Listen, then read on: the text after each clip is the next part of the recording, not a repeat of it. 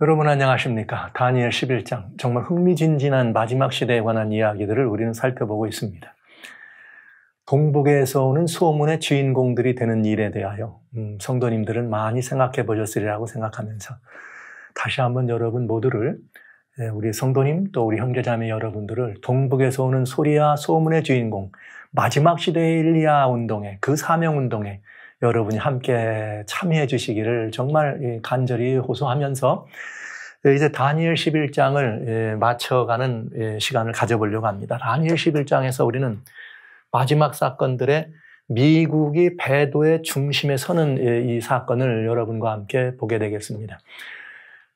대부분 사람들이 마지막 사건들이다 혹은 적그리스도의 탄성이다 그러면 계시록에 집중하고 있습니다. 근데 우리 다니엘 11장에는 우리 주님께서 다니엘을 통해서, 선지자 다니엘을 통해서 아주 굉장히 중요한 마지막 사건들을 보여주신 것을 여러분들은 지금까지 보셨고 또 보고 있는 중입니다. 그래서 다시 한번 이제 마지막 사건의 중심에 선 북방왕, 마지막 때 거대 제국 최후의 제국으로 탄생한 북방왕이 마지막 역사를 어떻게 주관해 나갈 것인가. 그러나 그 빛과 어둠의 그런 역사의 이런 주권의 다툼에서 어떤 빛이 이길 것인가 어둠이 이길 것인가 하는 이런 문제들은 우리가 하나님의 말씀을 근거로 해서 자세히 살펴볼 수가 있겠습니다. 이제 우리는 분명한 것을 보았습니다. 그건 무엇인가 하면 이 시대는, 누가 뭐라 해도 이 시대는 하늘의 징조와 시대의 징조가 만난 시대다. 즉 이 모든 우리 주변의 왕들, 글로벌 지구촌의 소위 말하는 이 climate change 아니면 무슨 뭐 이런 이 대단히 이런 이 기상천외한 그런 이 환경 변화, 거대 지진들, 화산들 이런 일들이 그다음에 그야말로 전 세계 곳곳에 퍼져 있는 이런 화재들, 그다음에 해수면이 상승하는 이런 문제들은 하늘의 징조가 지금 예수님이 말씀하셨던 마지막 주님 오시기 직전의 그런 모습과 방불하다. 거의 성취다. 그런가 하면은 이렇게 이 시대의 징조가, 오늘날 이 시대의 징조가 거의 맞닥뜨려진 그런 때를 우리는 보고 있다는 것이죠.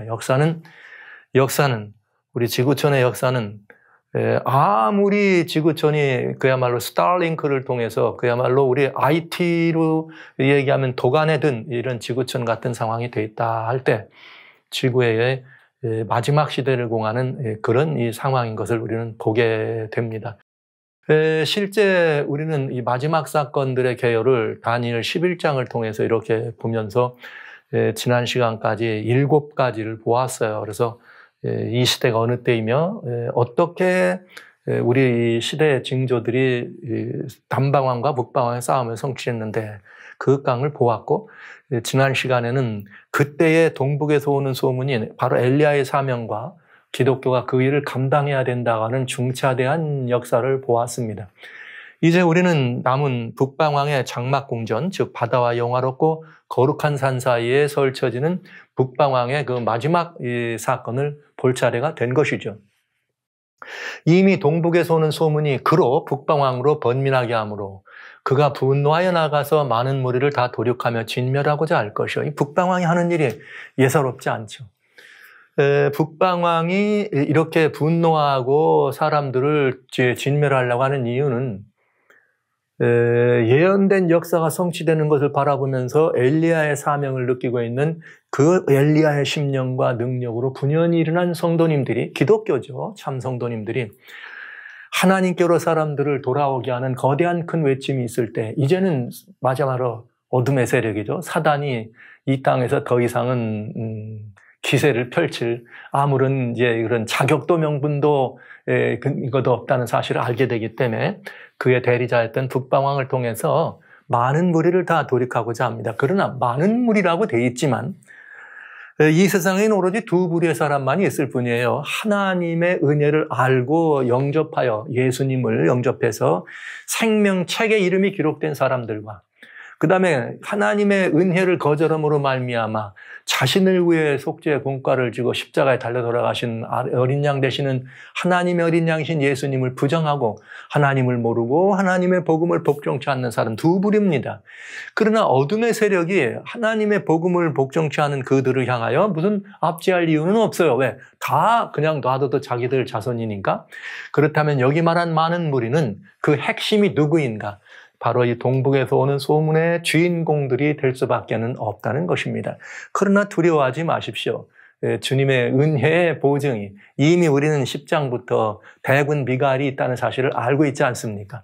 그래서 두려워하실 이유는 없습니다. 자, 이렇게 해서 이 마지막 사건이 이제 드디어 마지막 사건이 어디까지 오느냐? 그의 끝이 이르리니 북방왕으로 묘사되어 있는 이 북방왕이에요. 즉 이 땅에서 어둠의 세력의 지상 대리자로 역사했던 북방왕, 하나님의 북극 집회 산위에 좌정하기를 원했던 사단이 이 하늘에서는 그 일을 이루지 못하고 땅으로 쫓겨나자 이 땅에서라도 지상권을 갖고자 하는 그 사단의 그런 그 모든 이 계획과 권모와 술수들이 지상에 있는 대제국들을 자기들의 그 지상 대리자들을 통해서 대제국들을 통해서 지구를 통치하려고 했던 그런 모든 것들, 그런 어둠의 역사가 끝이 이를 것이다. 이렇게 나와 있네요.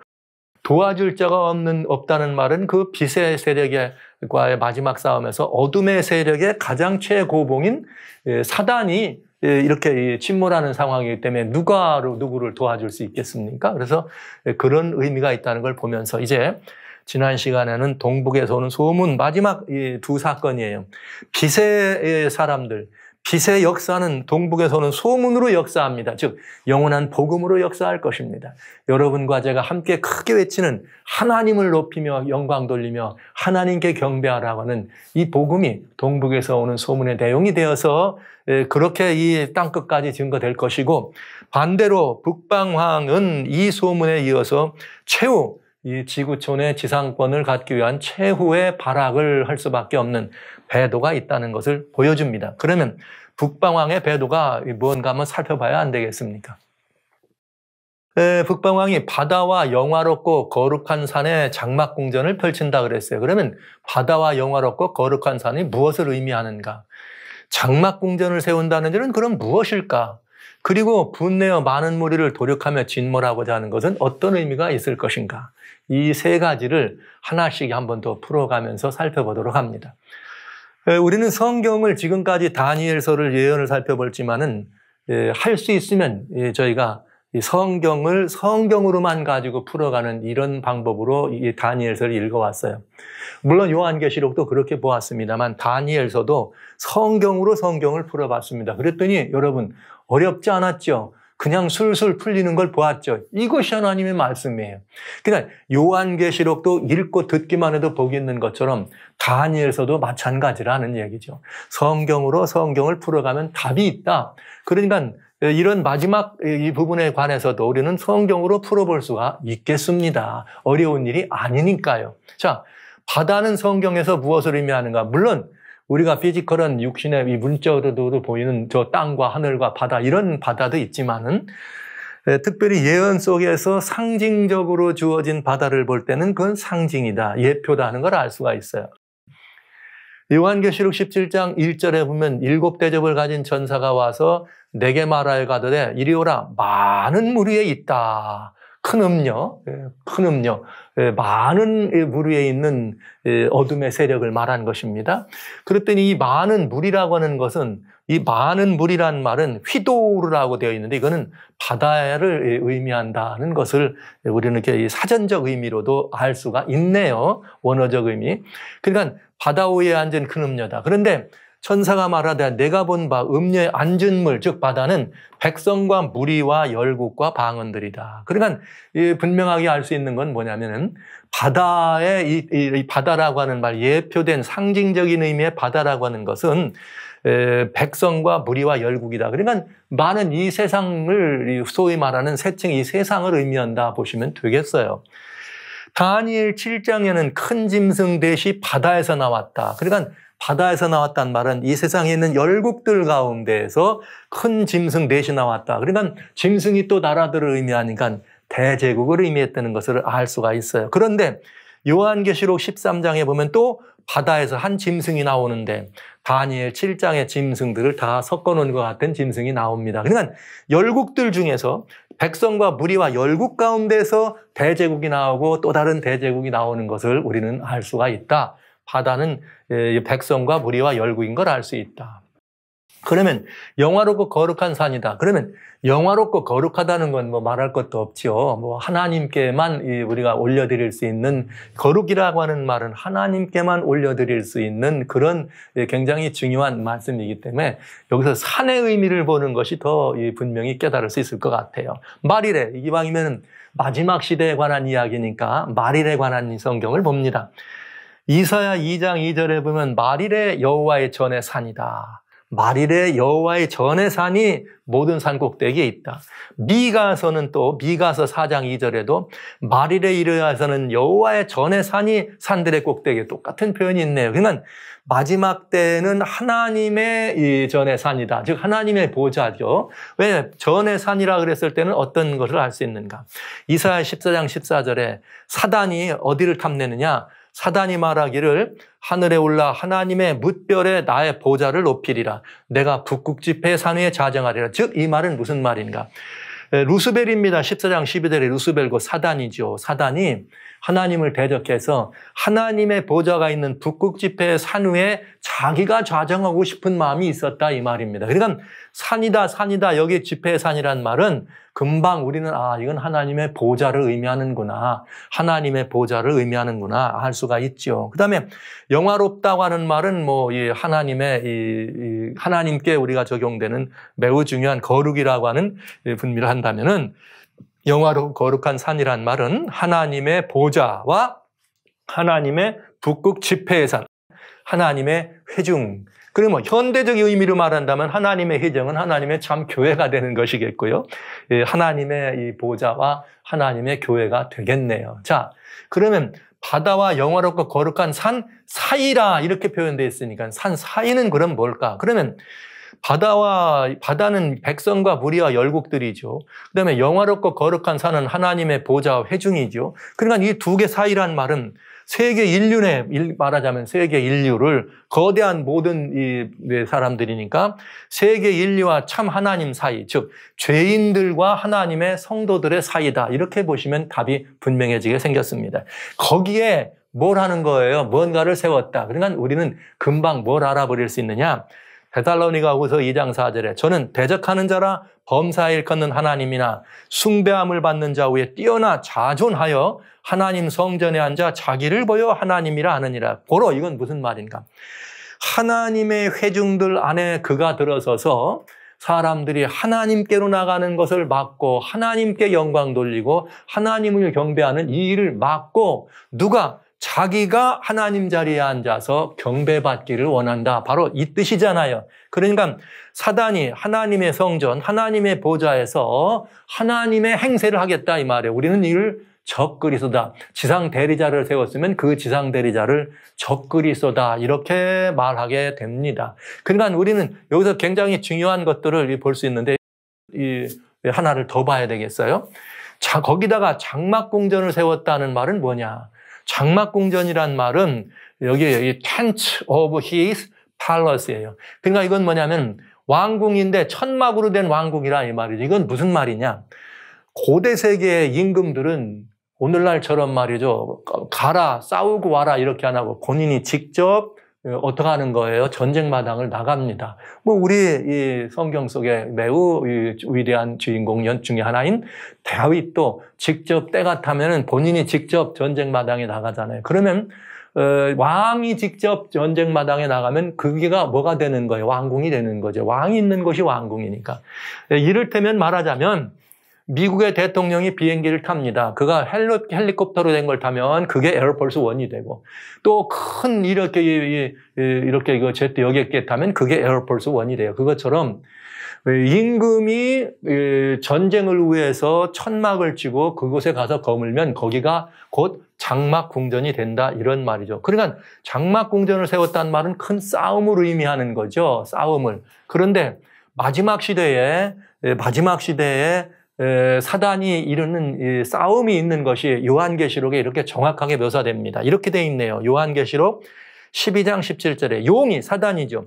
여자에게 하나님의 백성들에게 분노하여 돌아와서 왜 분노했을까요? 이제 드디어 백성들이 다 살아나서 동북에서 오는 소문의 주인공들이 돼 있으니까 어떡하겠어요? 그 여자의 남은 자손 곧 하나님의 계명을 지키며 예수의 증거를 가진 자들로 더불어 싸우려고 바다 모래 위에 섰더라 이렇게 돼 있어요. 그러니까 싸우는 거죠. 누구를 결국은 하나님을 대적한다고 하는 것은 두 가지 방법이 있어요.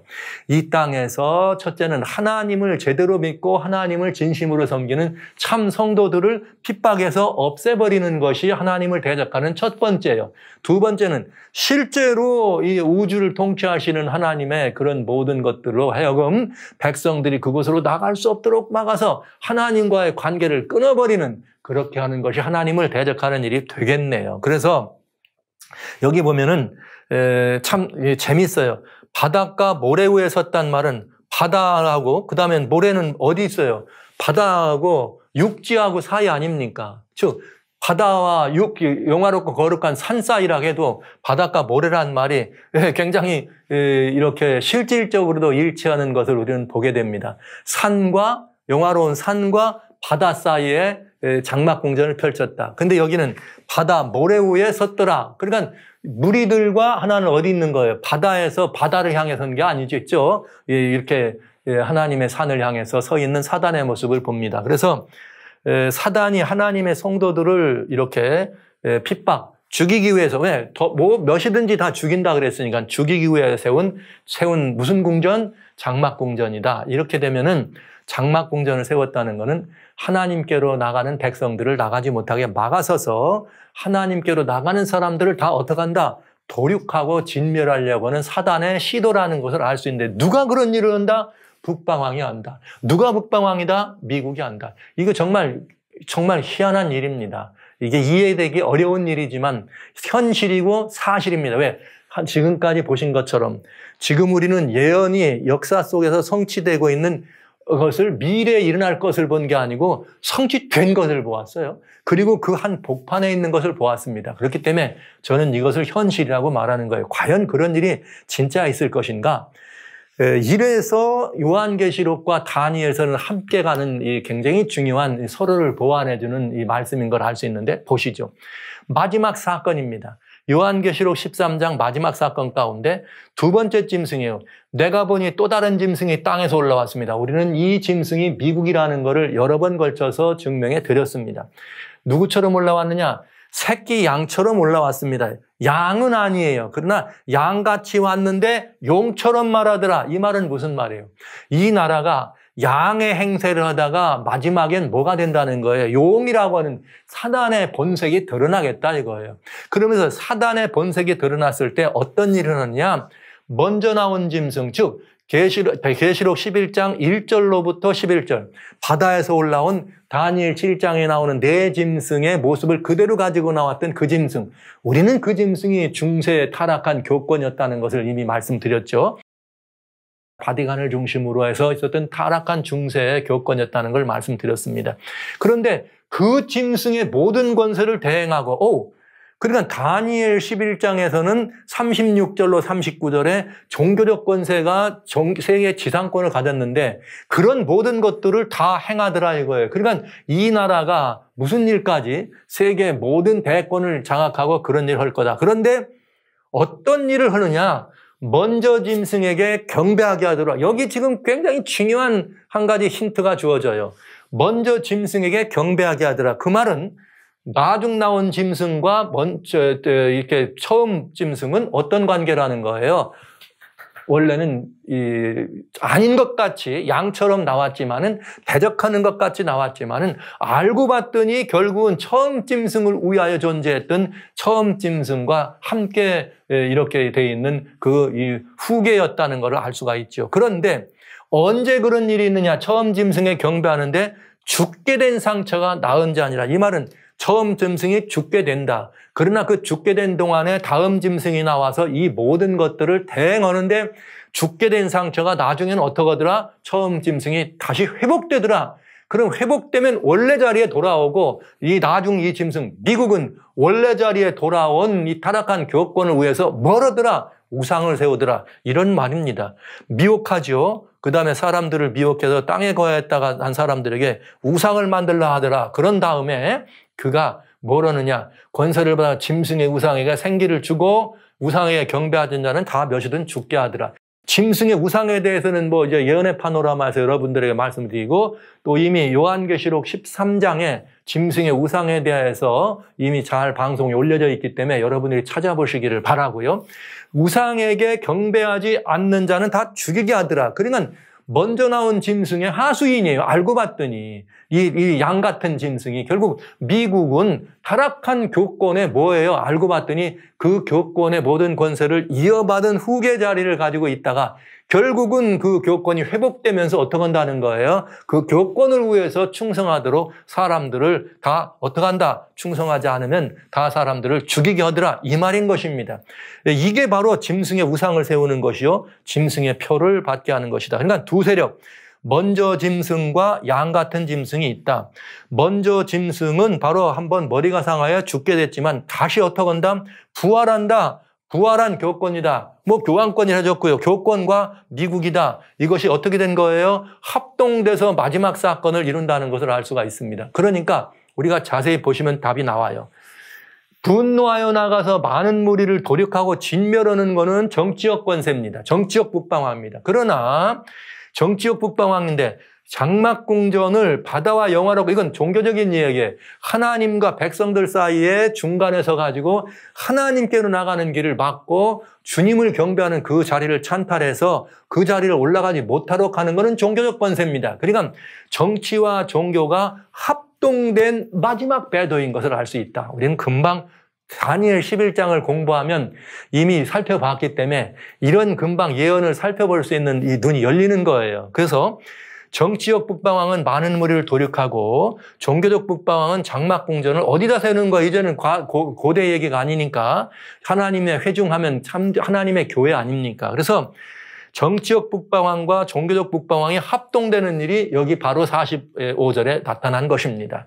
그런데 정치적 북방왕이 계시록을 봤더니 알고 보니까 미국으로 등장해가지고 결국 하는 일을 알고 봤더니 용처럼 말할 때가 있는데 그 용처럼 말할 때는 먼저 짐승, 즉 종교적 북방왕을 위하여 일을 하더라. 그러니까 합동된 세력인 것을 우리는 알 수 있습니다. 그래서 우리는 이 부분에 대해서 굉장히 조심스럽고 면밀히 분석해 봐야 합니다. 그리고 제가 이 말을 여러분들에게 이렇게 하나님의 말씀을 대변하지만은 오늘날 시절이 참 어렵네요. 그래서 이런 어떤 부분들에 대해서 이 시절을 주관하고 있는 이미 여러분 보신 것처럼 이런 거대 제국과 영적인 것과 정치적인 이런 상황 속에서 복합적으로 이런 것들을 장악하고 있는 그런 어둠의 세력들이 자신들의 실체나 정체가 공개되는 그런 일들은 소위 말하면 이렇게 검열이나 이런 걸 통해서 우리 방송이나 유튜브나 이런 데서 이렇게 퇴출되는 것을 근래 자주 봅니다. 그래서 그러나 그럼에도 불구하고 저는 여러분들이 혹시 이런 그 성경에 이야기하고 있는 그 어둠을 파헤치는 일들이 이렇게 여러분들에게 공개적으로 말씀드릴 수 있는 기회가 때가 이르니 기근이 온다. 먹을 양식이 없는 것이 아니라 양식의 하나님의 말씀의 기근이 온다고 한 그것처럼 여러분들에게 이렇게 공식적인 말씀을 드릴 수 없을지도 모릅니다. 그러니까 시간이 있을 때 빨리빨리 나누셔서 여러분들이 함께 이 일을 여러분만 듣지 마시고 나누셔야 돼요. 그게 이 동북에 오는 소문의 주인공들이 하는 일인 것입니다. 잘 여러분들이 깊이 명심해 주시기 바랍니다. 자, 보시죠. 결국은 이게 무슨 말이냐? 북방왕 미국이 교권과 뭐 한단 말이에요? 연합해서 일을 한다 이 말이에요. 미국이 하나님 자리, 즉 이렇게 적그리스 자리에 미국이 올라가느냐? 아니더라. 뭐래요? 먼저 짐승을 해가지고 우상을 만들어서 거기다 세우더라. 그러니까 미국이 올라가는 게 아니에요. 두 세력을 보면 먼저 짐승과 양 같은 짐승 두 개고 바티칸 교권과 미국이 있는데 마지막 북방왕 미국과 교권과의 연합이 있습니다. 타락한 교권과 연합. 즉 정치적 북방왕과 종교적 북방왕과의 합동작전이 펼쳐집니다. 마지막으로는 하나님 성전에 세우는 것은 먼저 짐승, 즉 교권의 우상이다. 이렇게 교권의 우상이다. 이렇게 보시면 되겠습니다. 하나님 성전에 앉은 것은 중세에 있었던 교권 우상입니다. 여러분, 중세는 어느 무슨 사람들에 대한 이야기가 아니라 교권이에요. 교회의 권위가 하나님 자리보다 높았다 이 말이에요. 그래서 교권으로 성경 말씀도 바꾸고, 교권으로 계명도 바꾸고, 교권으로 사람도 이렇게 나라를 이렇게 사람들에게 팔기도 하고 이런 일을 했단 말이에요. 그러니까 교권이 하나님 자리에 앉았었단 말은 바로 교권이 우상이었다 이런 뜻이에요. 중세 교권 구원의 우상으로 마지막 때에 북방왕 미국이 세상을 어떻게 여긴다? 경배하게 하더라. 여러분 꼭 기억해 두세요. 교권 우상이라고 하는. 그래서 이것은 짐승의 우상이 무엇인가, 짐승의 표가 무엇인가에 대한 아주 중요한 힌트가 되겠네요.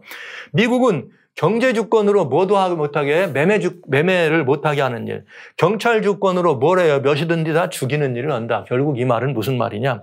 마지막 배도는 북방왕 미국과 교권, 바티칸의 이 합작이라는 것을 우리는 알게 되겠습니다.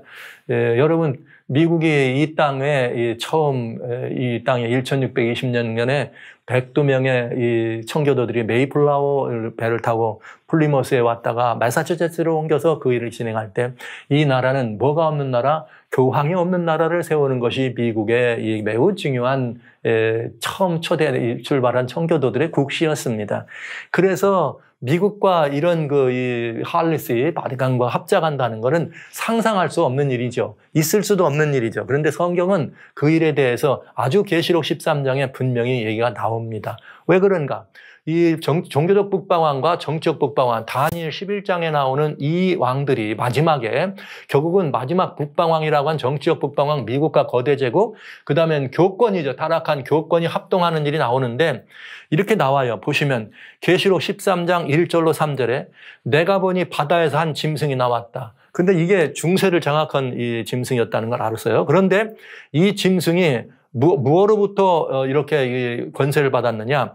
용이 자기의 능력과 보좌와 큰 권세를 그에게 주었더라. 그러니까 중세를 장악해왔던 이 짐승은 배후가 누구라는 거예요. 이름은 교회였지만 배후가 용이었다, 이 사단. 그래서 용으로부터 권세를 받은 이 타락한 사단의 지상 대리자였어요. 타락한 음녀였다, 이 말이에요, 교회. 그런데 그의 머리 하나가 상하여 죽게 된 것 같더라. 그래서 중세가 넘어집니다. 중세가 끝납니다. 다니엘 8장에 그때 어떻게 되는 거예요? 2300주야까지니 그때 끝나게 됩니다. 그러더니 죽게 된 상처가 나음에 온 땅이 이상이 여겨 따르더라 이거예요. 이 말은 마지막 때에 다시 교권이 어떻게 된다는 거예요. 한 번은 쓰러졌다가 다시 어떻게 한다는 거예요. 살아난다는 얘기예요. 이것이 살아난 다음에 어떤 일을 하는 거예요. 살아날 때 그 이전까지 정치적 북방왕이 무슨 일을 하느냐.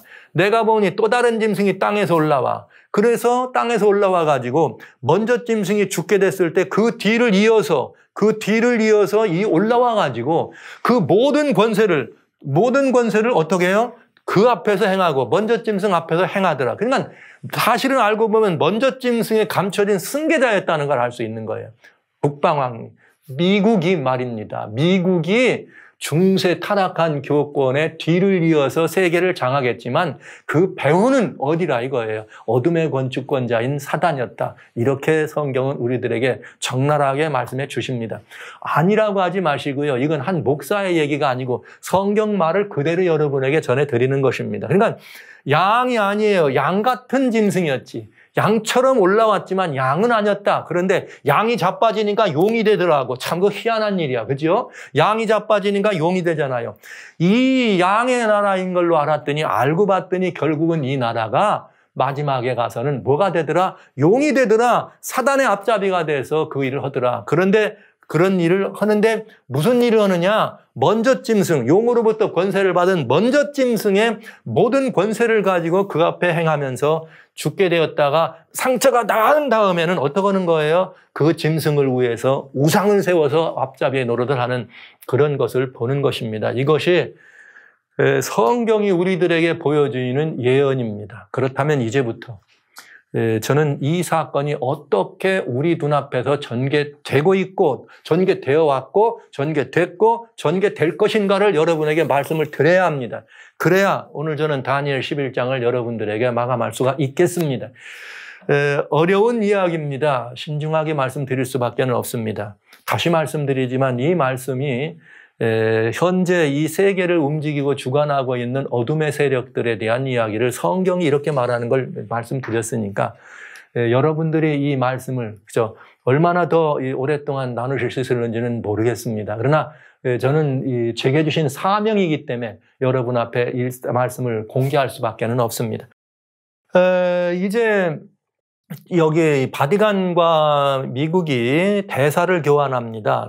도널드 레이건 대통령 이후에 대사를 교환하는데 세 번째 바티칸 대사가 토마스 멜라디라고 하는 바티칸 대사입니다. 그런데 그 바티칸 대사가 무슨 말을 하느냐면 굉장히 중요한 말을 해요.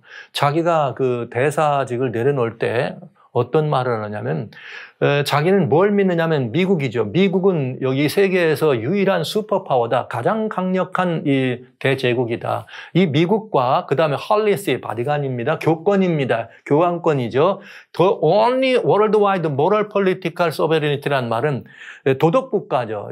종교니까 이건 모럴이라고 했으니까 도덕 정치라고 하는 걸 그냥 도덕이라고 했지만 사실은 이제 종교 주권이에요. 정치적 북방황을 말한 것입니다. 이 둘이 어떤 일을 하는가? 인류의 미래에 있어서 아주 의미심장한 역할을 할 것이라고 자기는 믿는다 이거예요. 이 두 미국과 교권의 합동은 어떤 일을 하느냐? 글로벌 지구촌에 있는 모든 이 지구촌에 있는 모든 all part니까 지구촌에 살아가는 모든 이런 이 사람들의 all part예요. 글로벌 지구촌에 그런 안에 있는 이 사람들의 이렇게 이 lives. 인류의 생존을 위해서, 인류의 삶을 위해서 굉장히 거대한 임팩트를 이렇게 가져다 줄 것이라고 예언했습니다. 굉장히 이 예언은 중요한 예언이지만 저는 계시록 13장 성경을 해석해 놓은 거 아닌가 이런 생각을 합니다. 그래서 계시록 13장은 이렇게 이 미국과 바티칸이 함께 이렇게 마지막 역사의 굉장히 중요한 경점에 굉장히 중요한 이런 합동 연합된 일을 할 것을 이렇게 보여주고 있는 것이죠. 그러면 한번 볼까요?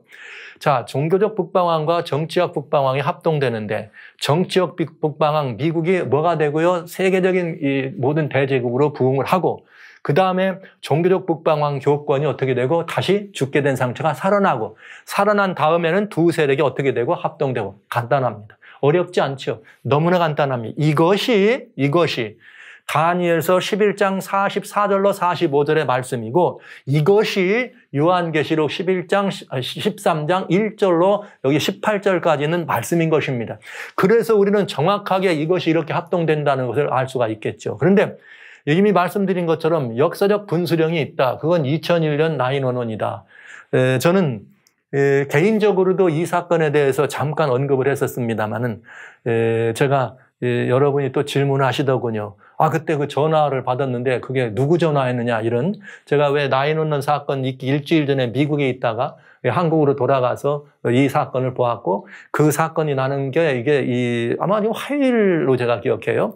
이 사건을 보고 그 다음에 이렇게 이제 주님의 말씀을 선포할 때 저는 이것이 다니엘 11장 40절의 성취다 설교를 했더니 갑자기 미국에서 전화가 와가지고 느닷없이 전화가 와서 왜 너는 이렇게 말을 하느냐? 난 성경이 그렇게 되어 있기 때문에 성경의 성취라고 본다 했더니 결국은 너 끝까지 그걸 그렇게 가르칠 거냐? 그래서 그렇게 설교할 거라는 이런 말로 대화를 마쳤습니다만 그 전화의 장 본인이 누구였느냐? 제가 그걸 알 수가 없었어요. 그래서 사실은 GC라고 했기 때문에 제가 제너럴 컨퍼런스인가 하고 미국에 있는 이 교단 본부에게 직접 전화를 걸어서 확인해 봤습니다. 이런 서베이를 했느냐? 아니래요. 그러니까 오리무중 도무지 이 전화의 발신자가 누군지를 알 수가 없었습니다. 어쨌든지 간에 저는 그것이 발신자를 제가 못 찾았지만 한국에서 조그만 한국의 서울 한 모퉁이에서 한 설교를 어떻게 미국 사람이 그 다음날 미국에서 그걸 알고 전화를 할까? 있을 수 없는 일이었다. 이런 생각을 하면서 그것은 어쩌면은 이것이 굉장히 중요한 분수령이라고 하는 제 개인적인 어떤 메시지가 아닌가 저는 이렇게 받아들일 수밖에 없었습니다. 개인적인 얘기였고요. 여하튼 2001년 September 11, 9/11이라고 소위 말하는 이 쌍동 빌딩의 테러 사건은 역사적인 예언해석의 역사적 분수령이 됐다. 그래서 미국이 이 본토예요. 뭐 외부로부터 미국이라고 하는 나라가 공격받은 거야. 뭐 이 진주만 폭격도 있었지만은 여러분 본토가 외부 세력으로 공격받아 본 적이 없는 미국이 2001년 9월 11일에 이런 엄청난 테러 그것도 해서 찔렸습니다. 성경대로 그냥 찔렸습니다. 그래서 많은 사상자를 내고 지금 20년이 지났지만 여전히 이것은 미국 사회에 굉장히 큰 아픔으로 남아있죠. 이렇게 해서 9/11이 시작돼서 미국이 테러와의 전쟁을 벌이고 테러와의 전쟁이 이렇게 명분 없는 전쟁으로 사라질 바로 딱 2010년에 그래서 테러와의 전쟁에 파송됐던 모든 군인이 다시 철군되려고 할 그때에 튀니지에서 제스민 혁명이 일어납니다. 소위 말하는 아랍의 봄 혁명이라고 하는 것이 일어나죠. 이 아랍의 봄 혁명이 일어나면서 결국은 이 아이시스라고 하는 칼리프가 통치하는 대제국을 만들겠다 그래서 누가 태어났는가? 아이시스라고 하는 이런 이슬람 그야말로 극단주의 이슬람 단체가 탄생하고 아이시스가 이렇게 일어나서 극단적인 활동을 하면서 세계가 공식적으로 미국에게 개입을 요청해서 미국이 뭐가 되는 거예요? 전 세계적인 경찰권을 확보할 수 있는 매우 중요한 국가로 등극합니다. 그래서 여기 2014년에 오바마 대통령은 펜타곤에서 이제 우리는 다시 이 시리아에도 들어가고 ICC를 대체하는 일에 전 세계 사람들을 동원해서 함께 가겠다. 그러면서 드디어 2017년까지 ICC를 완전히 다 제거하는 일들을 하게 됩니다. 이래서 미국의 세계적 경찰 주권을 확보한 나라가 되죠. 그러면서 경찰 주권만 확보한 것이 아니라 또 무역 전쟁을 통해서 G7과 중공과 러시아와 세계의 최고 큰 이 나라들과 함께 무역 전쟁을 통해서 미국은 세계적인 경제 주권도 완전히 확보한 것을 우리는 보게 됐죠. 그러면서 그걸로 끝날 줄 알았더니 2018년에는 도널드 트럼프 대통령이 예루살렘을 이스라엘 수도로 이렇게 정하면서 유엔에서는 그걸 반대했지만 그 반대를 무릅쓰고도 어떡한 거예요? 예루살렘으로 어떻게 해요? 이 대사관제를 옮기면서 성경의 영화로운 땅으로까지 들어가는 역사가 이미 보셨던 다니엘서의 이 모든 것들이 이렇게 좌르륵 성취되는 것을 보신 것입니다. 이것이 북방왕 미국입니다. 그런데 여러분, 이렇게 해서 이렇게 일이 벌어질 때 미국이 테러와의 전쟁에서 그런 역할을 하고 아무런 명분 없는 이걸로 해서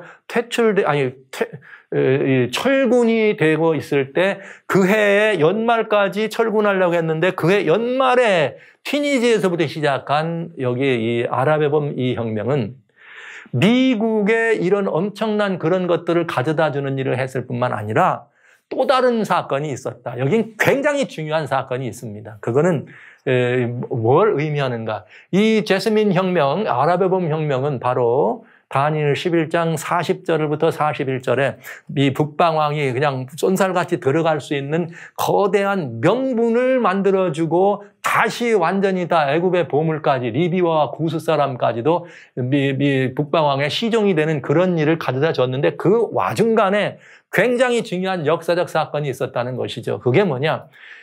튀니지에서 일어났던 아랍의 혁명이 2010년 12월 17일 날 시작돼서 그 다음에 애굽으로 넘어가서 무바라크 정권이 떨어지고 그 다음에 어디로 가느냐? 리비아로 갑니다. 리비아로 가서 2011년 9월 20일 날 철권 통치자 이 가다피가 이제 드디어 그 트리폴리를 도망가게 됩니다. 그리고 그가 도망가는 9월 달에 절묘한 사건이 벌어집니다. 여러분, 애러빅 스프링스, 아랍의 봄이다 혹은 제스민 혁명은 가난하고 없는 사람들이 우리에게 먹을 것도 좀 주고 직장, 잡도 좀 달라고 일어난 운동이에요. 일어난 운동. 주로 아프리카와 중동 지방을 중심으로 일어난 운동입니다. 잘 어렵고 못 사는 나라들이. 그런데 절묘한 운동이 일어나요. 가다피가 트리폴리라고 하는 데서 쫓겨나자마자 새로운 운동이 하나 일어나. 이번에는 정반대입니다. 가난하고 못 사는 나라가 아니라 잘 살고 부유한 나라 사람들에서 일어나는 운동이 있는데 2011년 September 17 그러니까 이건 이제 이 운동이 일어난 5년 뒤에 CNN에서 이 운동의 평가를, 지난 운동에 대한 재평가를 하는 운동이 일이었죠. 그때 이 운동이 시작점이 2011년 9월 17일이다. 그러니까 가다피가 완전히 리비아의 국권이 넘어가는, 미국에게 넘어가는 바로 그 시점이라는 것을 여러분 아실 수가 있는 거죠. 이게 무슨 운동이었느냐? Occupied Wall Street이라고 하는 운동이었습니다. 이것은 뉴욕 월가를 중심으로 해서 1%의 사람들이 모든 부를 장악하고 있는데 이건 옳지 못하다.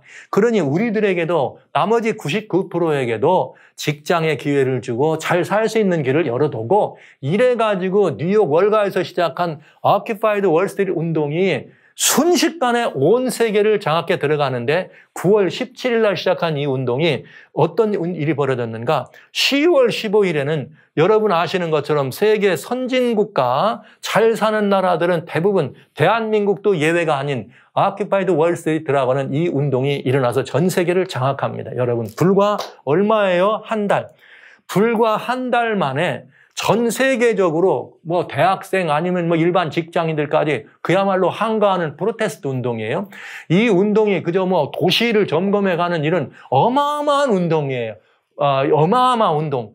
이런 운동이 한 달 만에 전 세계를 덮었습니다. 여러분 지금까지 인류 역사상 어떤 이념이나 어떤 사상 아니면 어떤 그런 무슨 뭐 정치적 파워나 어떤 그런 운동이라 할지라도 한 달 만에 전 세계를 동일한 사고와 동일한 이념, 동일한 가치관을 가지고 이렇게 일어나는 운동은 있을 수가 없었고 있지도 않았습니다. 굉장한 이야기죠. 그러니까 여기 중동 지방을 중심으로 일어났던 아래벡 스프링스는 가난한 사람들이 우리도 살게 해달라, 직업의 기회를 달라, 소득을 좀 나눠달라. 근데 이번에는 부자인 나라에서 부를 경험했던 이런 모든 나라들에서 뭘 얘기하는 거예요? 당신들만 잘 살지 말고 우리들 좀 납게 먹을 걸 주라. 그게 뭐예요? 세 가지. 세법 제도를 좀 개선해 달라. 그리고 우리도 좀 사람 대접을 해달라. 그리고 그런 것들을 해가지고 소수의 사람들에게만 재물이 집중되지 말고 나눠줘라. 균등분배 좀 해다고 하는 이런 운동이 일어납니다. 그런데요, 절묘합니다. 이렇게 전 세계를 한 달 만에 뒤집었던 이 운동, 역사상 유례없는 운동이죠. 역사상 유례없는 운동. 이 운동이 불과 일어난 지 이제 한 달을 빡 지나면서 일주일 지난 다음에 이 운동이 막을 내립니다. 있을 수 없는 상황이 벌어졌죠. 그게 뭐냐? 2011년 10월 23일 베네딕토 16세 교황이 바티칸에서 베드로 광장에서 미사를 접전합니다. 그러면서 뭘 요청했느냐? 이거를 요청합니다. 뭘 요구하는가? New World Economic Order. 새로운 경제, 신세계의 경제 질서를 이렇게 세우면서 이걸 뭐라고 표현했느냐면은 이 스테이트 캐피탈리즘, 국가가 통제하는 자본주의 사회다. 이렇게 하면서 새로운 세계은행을 설치할 걸 얘기하는데 굉장히 중요해요.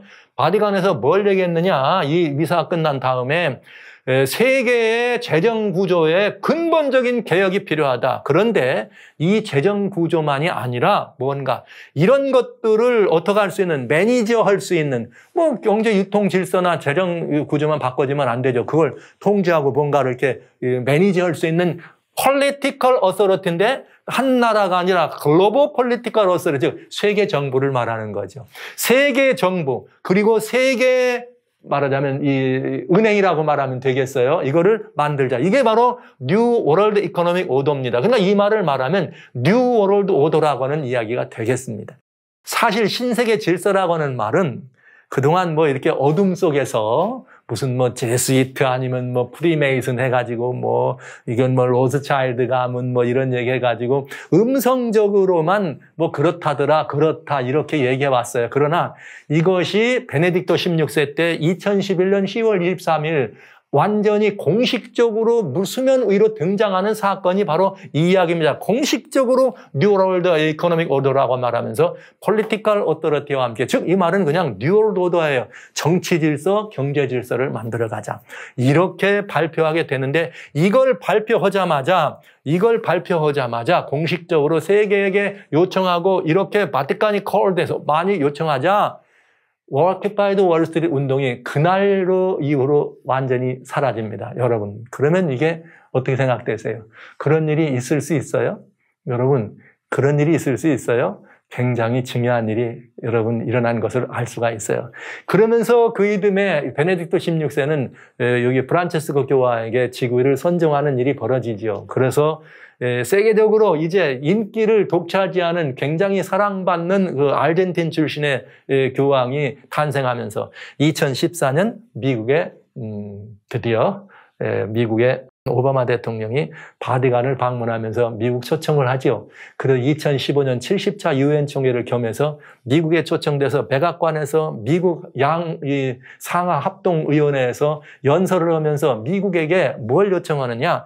미국, 당신들이 이제는 이 세상의 이런 모든 것들의 정의를 구현하고 극단주의를 몰아내고 이 세계의 평등사회를 가져오는 그런 일을 위해서 미국이 앞장서달라고 하는 굉장히 중요한 주문을 합니다. 이 주문을 하고 어디 들어가느냐? 70차 유엔 총회에 들어가죠.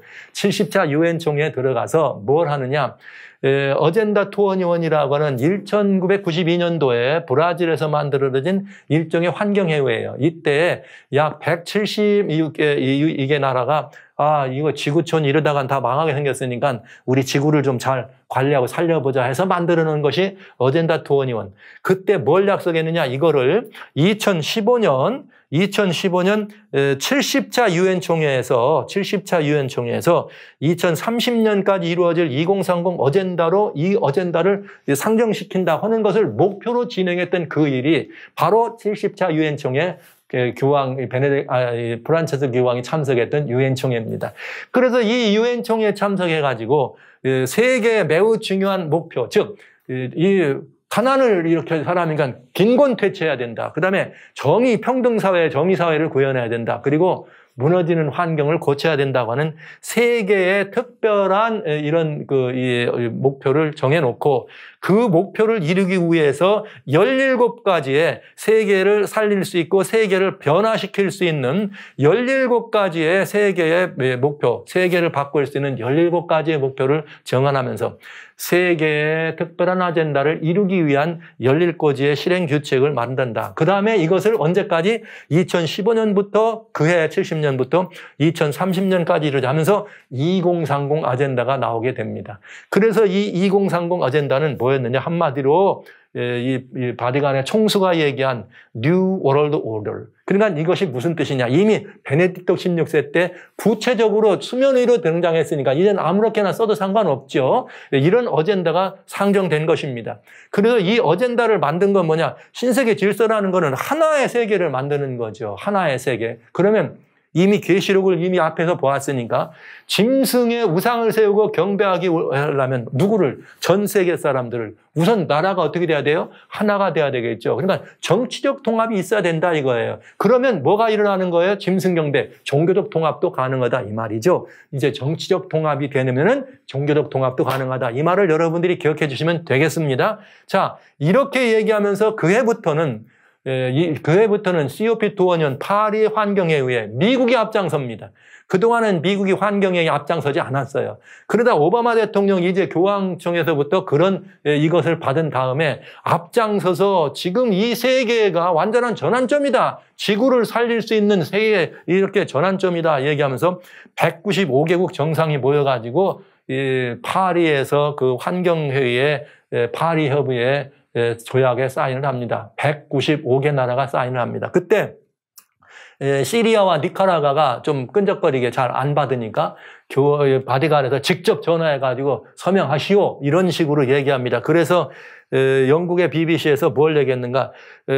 바로 우리 프란체스카 교황이 바로 이번 클라이밋 협의 환경회의를 과연 살릴 것인가 했는데 그때 이 환경회의가 진행되는 동안에 BBC는 굉장히 중요한 것을 역사적으로 중요한 포인트를 놓치지 않고 촬영했죠. 그게 뭐냐? 그것이 진행되는 동안에 교황청에서는 바티칸의 베드로 광장에서 보이는 바티칸 바실리카에다가 거대한 사자상을 이렇게 이 프로젝트합니다. 그러면서 그 밑에 뭐라 하겠는가? One lion on my church. 내 교회 위에 하나의 사자다. 여러분, 이렇게 해서 이 사자상을 이 바실리카에다가 했습니다. 여러분, 성경에 계시록 13장에 올라온 짐승은 7머리 10뿔 가진 짐승입니다. 그런데 그 머리는 무슨 머리예요? 사자의 모습입니다. 몸은 표범, 발은 곰이고 뿔은 10뿔이지만 머리는 사자. 그런데 머리 하나가 상하여 죽게 됐더라. 그랬는데 여러분, 이제 죽게 됐는데 바티칸에서 뭘 프로젝트 했어요? 사자, 머리가 한 사자를 프로젝트 합니다. 그러면 이 말은 무슨 말이에요? 죽게 된 상처, 머리가, 사자가 어떻게 된다는 말이에요? 살아난다는 말 아닙니까? 살아난다는 말 아닙니까? 이건 대단히 중요한 이야기입니다. 이것을 프로젝트 한 것이에요. 이 교회가 사자상을 이렇게 세워서 이걸 프로젝트 하면서 결국 어떤 일을 이뤘느냐?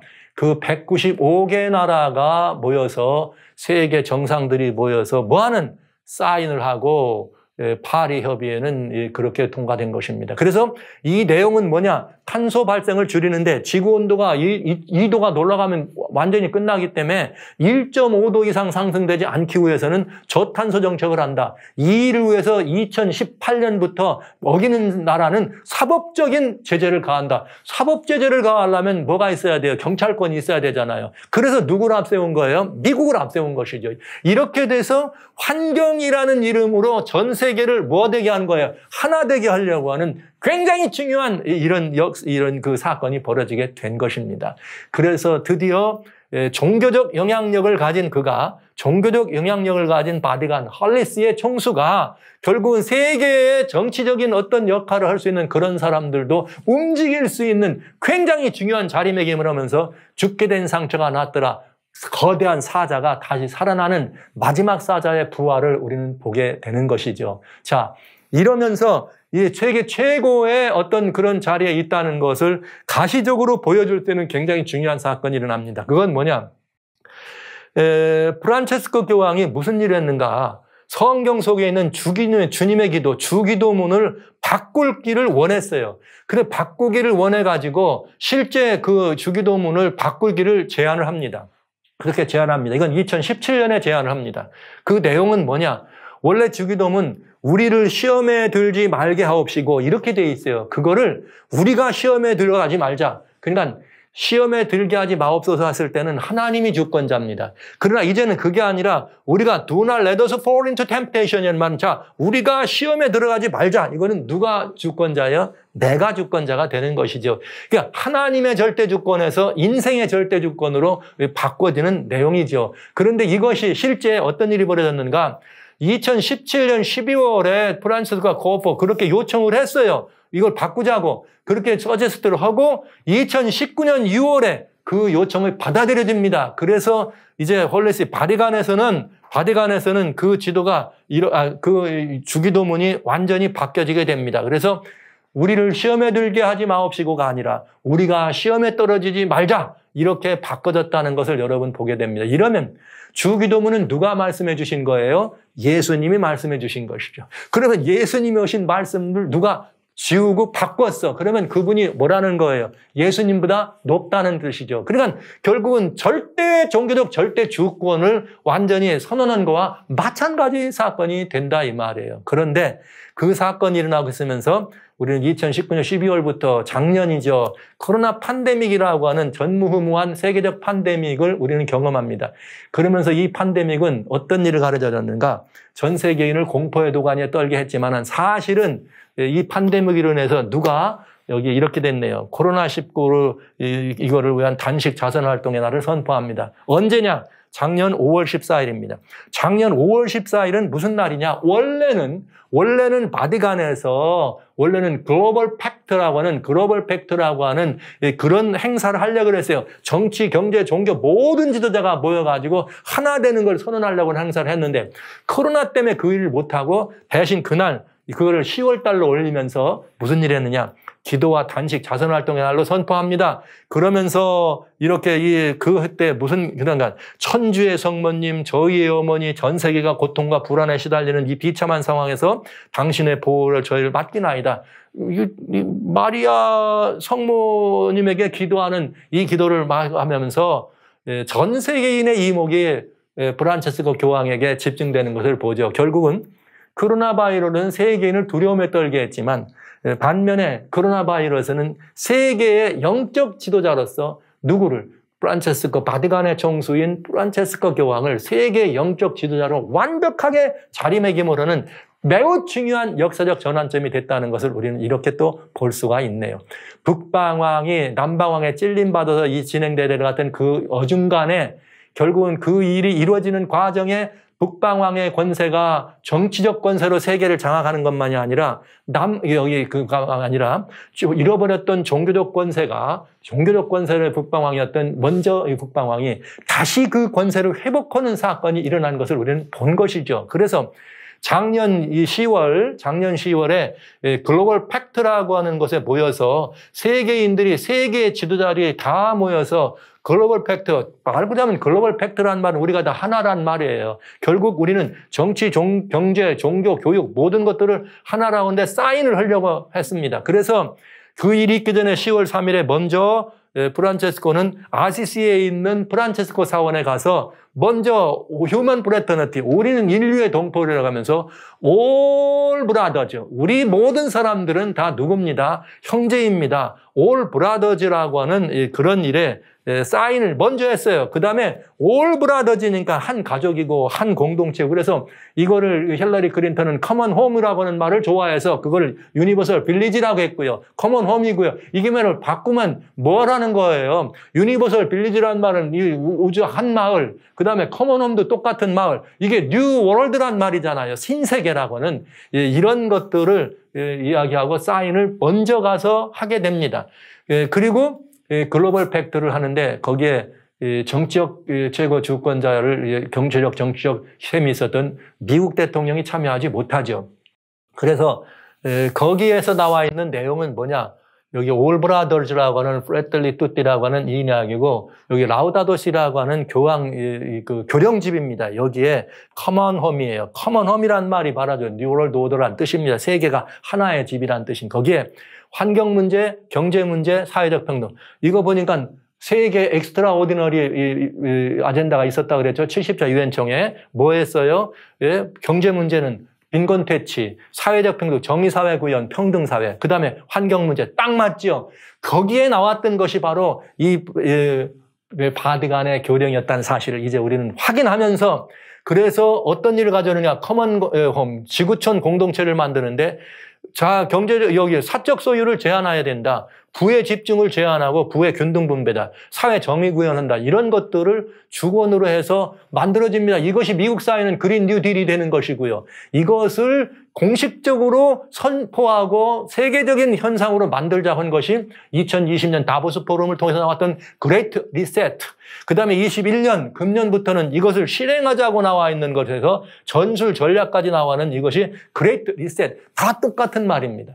이렇게 해서 세계를 지구촌을 재설정한다는 것이죠. 신세계 질서를 만든다는 것이죠. 뉴 월드 오더. 그리고 모두가 다 하나의 통치 사회에 들어간다는 말이죠. 그러니까 뉴 커뮤니즘이라고 저는 이렇게 여러분들에게 말씀을 드리면서 이 일이 진행되고 있습니다. 그래서 이것을 작년 10월에 모든 나라가 사인하려고 했지만은 구체적으로 하려고 했지만은 작년 10월에 코로나 바이러스, 마침 미국의 트럼프 대통령이 고업지간에 코로나 바이러스에 감염되는 바람에 참석 안 하죠. 미국 대통령이 참석 안 하니까 이 모임은 반쪽짜리 모임이 되고 만 것입니다. 그래서 구체적으로 이제는 그 어둠의 세력이 하나로 만들어가는, 그래야 우상에게 경배하고 세계인을 경배케 하는 일에 이렇게 들어갈 수 있는 것을 구체적인 음모가 드러나게 된 것이죠. 그 와중간에 저희는 꼭 봐야 될 게 있습니다. 이것은 이제 역사적인 관점에서. 그 와중간 2020년에 도널드 트럼프 대통령이 재선을 위한 선거가 진행되고 있습니다.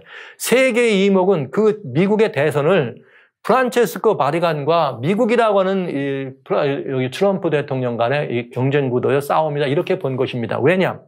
70차 유엔 총회에서 그렇게 이 모든 일을 갈 거를 그래서 파리회의까지 잘 진행했는데 갑자기 오바마 대통령이 내려가면서 트럼프 대통령이 되면서 그 일을 반대하고 나선 거예요. 우리는 글로벌리스트를 반대합니다. 세계가 하나 되는 것이 중요한 게 아닙니다. 그러면서 아메리카 퍼스트라고 하는 일을 들고 나오는 것이죠. 세계 경찰 주권과 경제 주권을 확정한 미국이 아메리카 퍼스트를 이야기하면서 유엔 총회에서도 아메리카 퍼스트 그러면서 이렇게 이 모든 방향을 바꾸는 것을 보게 됩니다. 그러니까 이건 뭐예요? 정말 지금까지 공들여서 만들어놓은 이 모든 일에 대해서 일이 끼덕거린 것 같죠? 여러분 그렇게 생각하죠? 조금 두고 보세요. 그런 것처럼 여러분 보이시죠? 그러니까 트럼프라고 하는 이분은 다음에 재선이 되면은 지금까지 세워놨던 모든 게 다 무너지니까 그런 일이 되면 돼야 안 돼요? 안 되잖아요. 그래서 결국은 이 선거전에서 세계의 운명을 좌우할 선거라고 하는 그런 이야기. 그래서 하나님의 백성들은 그레이트 리셋이나 뉴월드 오더라고 하는 그런 세계로부터 세계를 지켜주기 위해서 트럼프 대통령이 되기를 바라고, 그런가 하면 글로벌리스트들은 그레이트 리셋 세력은 트럼프 대통령이 대통령 대선이 안 되기를 바라고, 결국은 이 대선에서 이 트럼프 대통령이 뒤로 물러가고 같은 의미를 가지고 있는 또 바이든 대통령이 그 뒤를 이어서 미국의 대통령으로 등극하게 됩니다. 자, 여러분, 이 부분에 대해서 한마디만 말씀을 드린다면 오바마 대통령은 남방왕이 북방왕을 찌르는 사건이 있을 때 바티칸과는 찰떡궁합을 가지고 미리 다 먼저 앞장서 가지고 하나님을 대적하는 일을 합니다. 2015년 6월 26일 날 동성 결혼을 헌법적으로 합헌화하는 이런 법을 이렇게 제창에서 통과시키는 장본인이 된 다음에 그는 이 테러와의 전쟁을 시작해서 나갈 때 아이시스가 탄생하면서 아이시스를 한 번도 아이시스라고 이렇게 불러본 적이 없습니다. 즉 그는 아시는 바대로 이슬람을 이 배후에 들고 있던 대통령을 생각하죠. 그러니까 그렇게 되면 아라빅 스프링스가 일어나가지고 아랍권이 무너져 내려갈 때 그 무너져 내려가는 아랍권에 대하여 오바마 대통령의 역할은 어떻게 돼? 그런 같은 맥락으로 하면 안 되겠죠. 그때 그와는 정반대뿐인 트럼프 대통령이 나가면서 완전히 반대하면서 결국은 그렇지만 세계 경찰 주권을 확보하고 경제 주권을 확보하는 일이 벌어집니다. 그러니까 이 나라의 지도자, 북방 왕국을 이루고 있는 이 나라의 지도자가 바꿔졌지만 우리가 볼 때는 이 새로 탄생한 분이 뭔가 또 어떤 기독교의 지원을 받으니까 기독교의 역할을 한 것 같지만 사실은 하나님께서는 성경 예언의 성취를 위해서 꼭 필요한 때 꼭 필요한 인물이 그 일을 하도록 하나님이 주선하신다는 걸 우리는 알 수가 있는 거예요. 그 다음엔 어떻게 되는 거예요? 모든 주권을 확보한 다음에 다시 또 어떻게 되는 거예요? 세계 하나로 가는 그 운동을 계속해서 하기 위해서 이번에 다시 또 바꿔지는 모습을 보는 것이죠. 그래서 여러분 이건 굉장히 중요한, 여러분들이 성경을 보시고 하나님의 주권이 참 신기하다, 놀랍도록 이 주권이 이렇게 역사하시는구나를 볼 수 있어야 한다는 것이죠. 정치적 북방왕과 종교적 북방왕이 이미 합하는데 미국의 오바마 대통령 시절 이후로 완전히 이 정치적 북방왕과 종교적 북방왕 하나가 되어 왔습니다. 그거를 트럼프 대통령 시대에 잠시 막는 것 같았지만은 결국은 미국이 세계적인 경찰 주권과 경제 주권을 확보하는 이것이 우선돼야지만, 즉 말하자면 정치적 통합이 돼야지만 경제적 통합도 이루어오는 것이거든요. 종교적 통합도. 그래서 그것을 이루는 일이 먼저 이렇게 이루어지는 것을 우리는 알 수 있다는 거예요. 그래서 이 정치적 북방왕과 종교적 북방왕이 합동되는 것, 그래야 계시록 13장에 나오는 우상이 세우는 일이 벌어지기 때문에 이게 바로 북방왕의 최후 배도가 되겠다 이거예요. 그러니까 이 북방왕의 최후 배도는 정치와 종교가 어떻게 된 북방왕이에요? 합동된 북방왕이다. 즉 이제 마지막 시대니까 정치적 북방왕이었던 미국과 종교적 북방왕이었던 바티칸이, 중세 교권이, 사자 머리가 다시 어떻게 살아나면서 이 두 세력이 합동되면서 뭘 한다는 거예요? 마지막을 향해 가고 있다. 그런데 그래서 2020년 작년에 글로벌 팩트는 그렇게 유야무야 됐지만 그때 중요한 건 뭐냐? 에브라믹 패밀리 하우스입니다. 에브라믹 패밀리 하우스는 2019년부터 아부다비에서 이렇게 휴먼 플래닛들에 사인을 하면서 시작되고 발표됐고요. 그게 발표되면서부터 지금 공정이 거의 진행되고 있어서 내년 2020년도에는 아브라믹 이 하우스가 완공되고 거기에서 소위 말하는 크리슬람이라고 하는 아브라믹 하우스라고 하는 이것은 뭐냐면 유대교, 기독교, 이슬람교가 한 이 울타리 안에서 같이 서로 다른 경배를 하지만 한 울타리 안에서 서로를 존중하면서 하나된 소위 크리슬람이라고 하는 처치라고 볼 수 있겠죠. 그런데 2022년에 그것이 완성되고 아브라함이 패밀리 하우스에서 중대한 발표가 되겠죠. 그런데 그때에 리스본에서는 무슨 일이 있느냐? 포르투갈 리스본에서는 세계 청년대회가 일어납니다. 이 청년대회는 한번 열리면 엄청난 사람들이 모여, 뭐 20만, 30만, 어떤 때는 40만, 이번에는 한 50만 이상의 사람들이 청문이 모이고, 무엇을 위해서 모이느냐? 여기 뭐라고 되냐면, 캐토릭의 가르침. 네. 잔 폴트, 요한 바오로 2세나 여기 프란체스크 교황이 가진 라우다도시라고 하는 캐토릭의 가르침을 전 세계에 전파할 수 있는 그런 교육을 위해서 청년들이 모여서 훈련되고 퍼지가 있다 이 말이에요. 무서운 이야기입니다. 이런 일을 하는 것이 바로 이 2022년에 예정돼 있다. 리스본에서. 그 다음에 이 아부다비에서 일어나는 이 아브라믹 하우스 이것이 이제 내년에 이렇게 열리는데 그 다음에 거기서 뭐가 선언되는 거예요? 커먼 홈이라. 모두가 다 하나로 해서 커먼 홈이다. 이런 게 있는데 여러분 여기에 이제 이게 모두가 다 그건 뭐냐면 전 세계 하나의 종교. 모든 종교 통합을 의미한다. 그래서 무슬림과 유대교와 이게 기독교가 같은 공간에서 나와 있는 이게 본부가 되겠죠. 세계 통합 교회. 그런데 중요한 이게 있어요. 에브라믹 하우스라고 하는 이 사람들이 겉으로 말하기는 세계, 유대교, 기독교, 이슬람이라고 하는 세 개를 포함한 것 같지만 실제 아브라믹 하우스의 공식적인 채널 사이트에 들어가면 세 가지가 아닙니다. 거기에 바이 템플이라고 하는 바이라고 하는 이게 표시인데 이게 같이 포함됩니다. 그러면 이제 문제가 되죠. 무슨 문제가 되느냐? 자, 여기 유대교, 기독교, 이슬람만 합치면 얼마가 되나? 이슬람 18억, 기독교가 지금 약 한 27억? 그러면 얼마가 됩니까? 28억에다가 18억을 더하면은 46억이죠. 46억. 그러면 뭐 유대교는 많지 않으니까 46억이라고 치고 여기 바이 템플이라고 하는 이게 뭐냐? 자, 46억에다가 바이 템플이라고 하는 이게 요즘 새로 이상한 그런 그 종교적인 얘기 이게 뭐냐면은 바이교인데 이 바이교는 미국에서도 이제 막 새로 젊은이들에게 소위 포스트 마더니즘 시대를 살아가는 젊은이들에게 아주 이렇게 인기 있는 종교예요. 하나님이 천지는 지었다. 그런데 하나님이 이 하나님을 보여주기 위해서 이 거룩한 선생들을 써왔다. 근데 그 거룩한 선생들이 누구냐? 아브라함도 있고 크리슈나도 있고 조로아스터도 모세도 붓다도 예수도 무하마드도 있다. 그리고 가장 마지막에 보내준 선자가 누구냐? 바울라다. 근데 이 바울라는 뭐라고 말했냐? 세계 종교는 하나님, 한 하나님으로부터 나오는 같은 근원이야. 본질적 견원은 한 종교의 연속이라고 말하는 거예요. 여러분, 근데 여기 보세요. 아브라함, 그러면 이슬람이죠. 크리슈나, 힌두교입니다. 조로아스터, 여기 이제 배화교라고 하는 그 히랍과 일반 그 아랍에 있는 또 다른 종교. 모세, 그러면 누구예요, 여러분? 모세 하면 유다교죠. 붓다, 불교죠. 예수님, 기독교죠. 무하마드, 이슬람이죠. 그러면 바울라는 나머지 이 다 들어가면 자, 지금 아브라함, 모세, 예수님만 세 분만 합쳐도 46억이 되는데 크리슈나, 힌두교 10억을 합치면 56억, 붓다 5억을 합치면 61억. 여러분, 이러면 전 세계가 몇 개의 종교가 되는 거예요? 하나가 되는 거예요.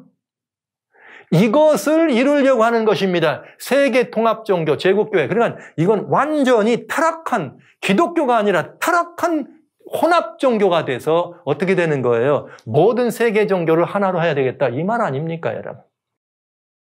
이게 22년, 내년에 이루어질 일이 되겠다, 이 말이에요. 여러분, 이만하면 장막궁전을 영화롭고 거룩한 산 사이에 세운다는 말씀의 의미가 눈에 되게 확 들어오지 않습니까? 여기 보시죠. 자, 계시록 18장 1절로 3절, 전 예언의 파노라마에서는 여러 번 자주 말씀드렸습니다. 이루의 다른 천사가 하늘에서 내려오는 걸 보니 큰 권세를 가졌는데 그의 영광으로 땅이 환하여지더라. 어저께 제가 지난 시간에 엘리야의 사명이란 말씀할 때 이 큰 영광으로 하나님 복음 전하자 그랬어요. 왜 그런가 보세요. 힘센 음성으로 외쳐가로되 무너졌도다 무너졌도다 큰 성 바벨론이요 지구촌이 혼합 종교로 돼가지고 바벨론. 왜냐? 각 귀신의 처소와 각종 더러운 영에 모이는 곳이다. 더럽고 가증한 새에 모이는 것이 되었도다. 그러니까 종교적으로 진짜 종교가 아니고 가짜 종교적, 다 종교적인 얘기죠. 귀신, 더러운 영, 각종 더럽고 가증한 사, 종교적인 얘기죠. 종교가 어떻게 되는 거예요? 통합됐단 말이에요. 그 다음에 그 음행의 포도주, 진노의 포도주, 만국인, 이건 뭐예요?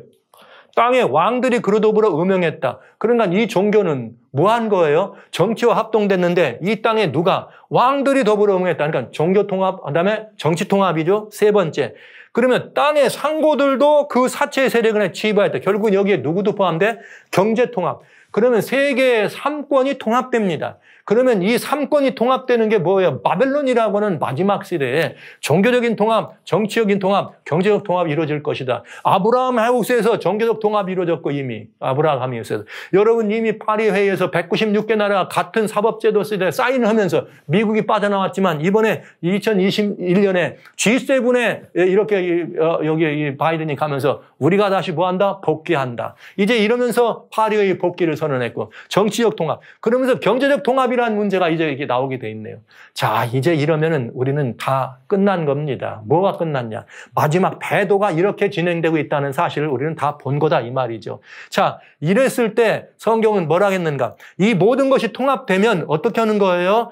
우상을 세우게 하고 우상에 경배하지 않으면 다 죽이게 하는 일이 이루어질 수 있다 이 말이에요. 그래서 다니엘 11장 44절에는 그가 분노하여 많은 무리를 다 도륙하고 진멸하려고 한다. 뭐하지 않으면 이렇게 해서 바다와 영화롭고 거룩한 산 사이에 장막 궁전을 세우고, 즉 이 말은 하나님의 이런 모든 것들 대신에 못 나가게 하고 사단에게 나가도록 짐승의 우상을 만들어지고 그 표를 받게 하는데 거기에 반대하면 다 어떡한다? 뭐 죽이겠다. 이렇게 정치적 북방왕과 종교적 북방왕이 합한 것을 우리는 보게 됩니다.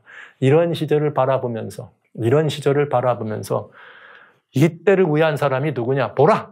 여호와의 크고 두려운 날. 저는 분명히 여러분들에게 마지막 때에 대한 4가지를 말씀드리면서 예수님 재림 때는 시간이 없다. 시간이 정해지지 않았다. 그러나 여호와의 크고 두려운 날이다. 여호와의 진노의 날이다. 그 크신 날이다. 예수님의 재림은 다 그렇게 묘사가 됐다. 왜 그런지 아세요? 예수님 재림하실 때 하나님, 아버지 하나님이 같이 오십니다. 영광의 보좌 우편에 서신 것을 주님 본다 이 말할 때 같이 오십니다. 그렇기 때문에 여호와의 크고 두려운 날이라고 한 것입니다. 자, 그때 선지 누구를 보내? 엘리야를 보내서 아비의 마음을 자녀에게로, 자녀의 마음을 아비에게로 돌이키게 하겠다. 엘리야가 그냥 가정 세미나에 가가지고 이제는 아버지 좀 그렇게 하지 말아라. 효도해라. 아이 아빠 이제는 아이들 좀 잘 좀 봐주고 그저 애들이 좀 있으면 있는 그대로 좀 봐주세요. 이렇게 하는 이 얘기로 여러분 들리세요? 이 얘기를 들리세요? 이거 그냥 가정 세미나 아니에요. 이게 우주적 이런 이 상황 속에서 하나님과 누구에게로? 하나님과 하나님의 백성들과의 관계에서 하나님께로 시선을 돌리고 하나님을 또 우리들을 마지막으로 도우시도록 우리에게 돌이켜는 바로 그것이 엘리야의 기별이라는 말이죠.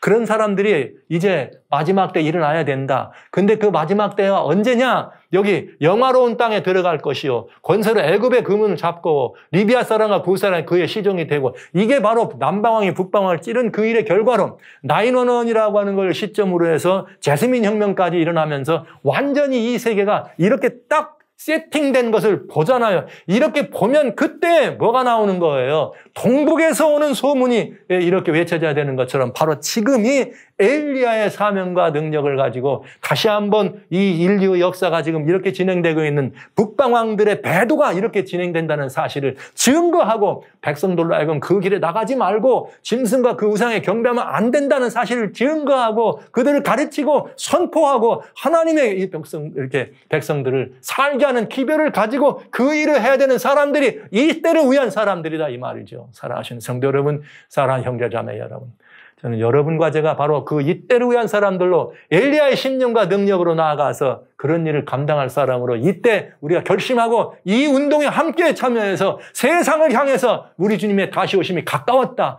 그리 하나님께로 시선을 돌리라고 하는 주님의 길을 평탄케 하는 이 일을 해야 될 장 본인이 여러분과 저라는, 우리가 그 주인공이 여러분과 제가 돼야 된다는 이 사실을 힘써 말씀드리고 있는 것입니다. 물론 이 일을 행할 때 용이 여자에게 분노해서 마지막 싸우려고 장막공전을 펼치고 말이죠. 거룩한 산과 바닥 사이에 장막공전을 펼치고 산과 모래 에 섰을 때 이 사단과 맞서기 위해서 하나님의 계명을 가지고 예수의 믿음을 가지고 이 운동에 담대히 나가는 것은 우리들에게 분명히 인내가 필요할 것입니다. 그러나 이 인내는 결국은 우리에게 굉장히 중요한 이 구원을 가져다 준다는 사실을 우리는 믿음으로 영접하면서, 저는 사랑하시는 성도 여러분들 모두가 다 이 시대를 위한 사람들로, 이렇게 이 시대 엘리야로 이렇게 여러분의 심령이 다시 한번 격발돼서 눈으로 분명히 성취된 예언들을 보고도 침묵한다면 여러분, 우리는 참 성도가 아닙니다. 이제는 침묵할 때가 아닙니다. 여러분, 외쳐야 될 때입니다. 지금은 단순히 믿사오니 말할 때가 아닙니다. 행동해야 될 때입니다. 여러분, 이런 사실들을 여러분이 기억하시면서 다시 한번 이렇게 이 마지막 정치와 종교를 합동한 북방왕이 이렇게 모든 무리들을 다 죽게 하는 일을 위해서 진배 나갈 때, 그러나 여러분, 우리는 뭘 보는가? 성경에 이렇게 되어 있네요. 그의 끝이 이르니 도와줄 자가 없다. 결국은 이것이 그의 마지막입니다. 제삿날이 가까웠다, 이 말이에요. 북방왕이. 그 말은 이 거대 제국도, 그리고 거대 종교 파워 가지고 있는 종교적 수장도 결국은 다 문을 내리고 역사 속에 다 사라져가야 될, 그리고 역사는 끝장나야 될 마지막이 된다는 사실을 우리는 보고 있는 것입니다. 그러니 사랑하신 성도 여러분, 그날이 가깝습니다. 끝이 가깝습니다. 주님이 오신 날이 가깝다는 이야기입니다. 그러니 이것은 두려움이 아닙니다. 그러니 이것은 두려움이 아니고 희망입니다. 그리고 이것은 우리들이 뭔가 꺼려하고 꺼림칙해야 될, 꺼려할 이야기가 아니라 오히려 깨닫고 앉아서 더 분연히 일어나야 될 이야기인 것입니다. 주님이 가까웠다는 말을 비밀스럽게 하실 거예요? 주님이 가까이 오실 날이 가깝다는 말을 혼자만 갈고 계실 거예요? 나눠야 안 되겠습니까? 함께 해야 안 되겠습니까? 이 일을 위해서 땅끝까지 이 복음을 증거하는 공중을 나는 천사와 같은 그런 모습으로 엘리야의 신령과 능력으로 나갈 사람들을 주님은 필요로 하지 않겠습니까, 여러분? 여러분과 제가 이 마지막 지구촌을 살릴 수 있는, 정말 유일한 대안으로 여러분과 제가 엘리야의 신령과 능력으로 이 자리에 과감하게 단단하게 이뤄질 수 있었으면 좋겠다는 것을 말씀드리면서, 다시 한번 지난 시간에 이어서 하나님은 죄악으로 죽어가는 이 지구를 살릴 복음을 가진 여호와의 군대를 필요로 하십니다. 사랑하신 성도 여러분, 여러분과 제가 이 여호와의 군대가 되지 않으시겠습니까? 그래서 동북에서 오는 소문의 주인공이 돼야 안 되겠습니까? 그렇게 해서 정말 이 용을 대적하기 위해서 바닷가 모래 위에 서서 하나님 편에 서가지고 말이죠. 이것이 바로 우리 요한계시록에 나온 14만 4천의 시온산 위에 서 있는 하나님의 이 14만 4천과 같은 엘리야의 심령과 능력으로 나와 있는 그런 하나님의 참된 신민으로 우리가 설 수 있는 위대한 복음의 공과라는 사실을 기억하면서 두려워하지 말고 주님이 이들의 끝이 이뤘다는 사실을 과감하게 증거하면서 하나님 편에 담대하게 서는 하나님의 일꾼, 하나님의 사람으로 여러분 우리가 함께 그래 섰으면 좋겠습니다. 저는 이제 다니엘 11장을 마치면서 지난 2015년도에 이 테네시주에 이렇게 킴 데이비스라고 하는 서기가 있었어요. 이 서기가 2015년에 오바마 대통령이 뭐 대통령이 한 건 아니지만 미국의 대법원에서 이렇게 그 동성합헌이라는 걸 얘기했을 때 동성연애자들이 찾아와가지고 결혼 증명을 떼러왔습니다. 그랬더니 노노노노노, 난 해줄 수 없어. 성경은 그렇게 니들이 그렇게 하는 거 아니야. 그랬더니 이 사람들이 쫓아와가지고 막 방송국도 데리고 해가지고 이 여자가 결국은 고소를 당해요. 나라의 법을 어긴다고. 그 재판정에 갑니다. 재판정에 갔더니 판사가 이렇게 말합니다. 우리는 이 법이 있는 사회, 법 앞에 평등하고 법이 지배하는 사회 안에 살고 있습니다. 그랬더니 킴 데이비스가 뭐라고 말하느냐면, 결혼은 남자와 여자의 그런 그 연합입니다. 나는 내가 가지고 있는 직업이 있지만 그것이 하나님의 도덕률에 위배된다면 나는 이렇게 하나님의 그런 도덕률과 지금 현재 가지고 있는 직업률은 컨플릭트, 서로 이게 맞지 않습니다. 그러니까 무슨 뜻이에요? 나는 하나님 뜻을 따르겠습니다. 이렇게 얘기한 거죠. 그랬더니 판사가 그러면 당신 좋은 믿음 가졌어요. 그렇지만 그 좋은 믿음은 가졌지만 이 법정에서 그것이 당신을 이렇게 변호하는 것, 당신을 디펜드하는 데는 힘이 유용하지 않습니다. 그러면서 굉장히 경멸했죠. 그 뭐라 했는가? 조소하면서 그 사람을 킴 데이비스를 감옥에 넣게 됐습니다. 그래서 그가 감옥에 들어가죠.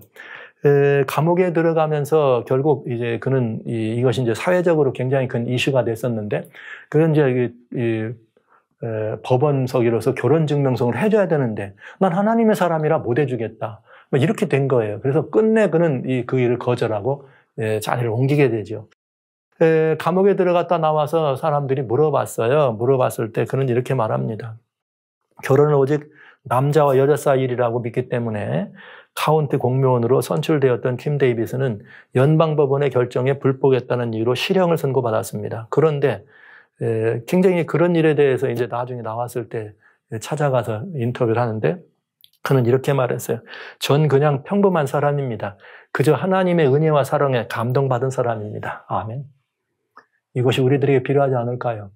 엘리야의 심령과 엘리야의 사명과 엘리야의 권능이란 특별한 어떤 것이 아니라 우리의 삶과 생활 속에서 하나님 뜻대로, 하나님의 계명과 예수의 증거를 가지고 하나님 뜻대로 살도록 결심하고 우리의 삶 속에서 그렇게 주님의 복된 진실된 자녀로서는 이것이 바로 그 사명을 감당할 수 있는 굉장히 중요한 여건이 된다는 사실을 기억하시면서 살아가시는 성도 여러분, 형제자매 여러분, 저는 이 세상을 살릴 수 있는 그 복음의 주인공으로 여러분 모두가 다 함께 해주시기를 간절히 소원합니다.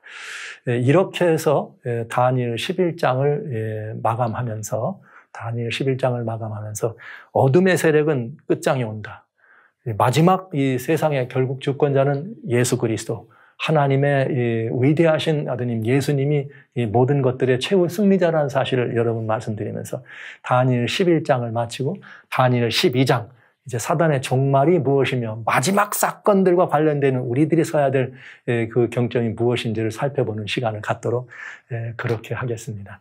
흥미진진한 다니엘, 이제 드디어 한 장 남았네요. 여러분 지금까지 함께해 주셔서 감사드리고요. 12장 함께 읽어보도록 그렇게 진행하겠습니다.